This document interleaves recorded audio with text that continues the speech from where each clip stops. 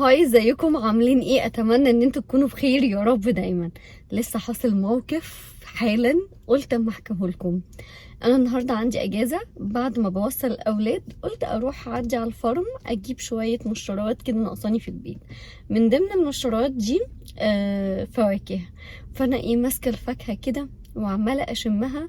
كان جوزي قال لي ان لما تشم الفاكهه وتلاقي ريحتها كده مديه على سويت، ده معناه ان الفاكهه دي حلوه ومسكره.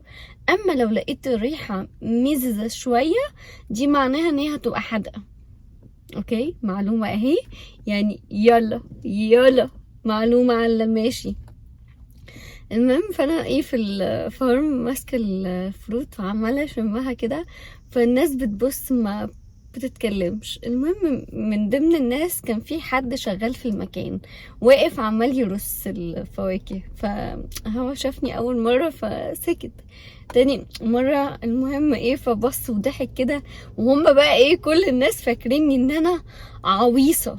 وبقيت بقى بدي دروس. يعني في واحدة بتقولي خدي دي حلوة، قلت لها لا دي مش حلوة، بصي دي مطولة، اما تكون مدورة تبقى حلوة. هي كانت كانتالوب بالمناسبة، فقلت لها نقيها ان هي تكون مدورة.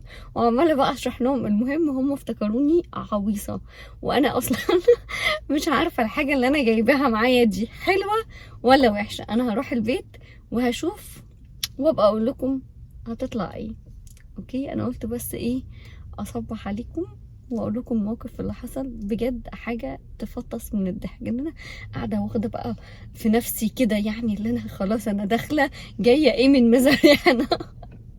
لدرجه الناس اللي شغاله في المكان افتكروني ان انا عويصه، افتكروني ان انا خبره. وانا مش كده خالص، نيفر نيفر نيفر. انا اصلا بامانه ما اعرف الحاجه دي كويسه ولا لا، فانا واخداها ورزقي على الله. بس بجتهد وهشوف. يلا باي باي.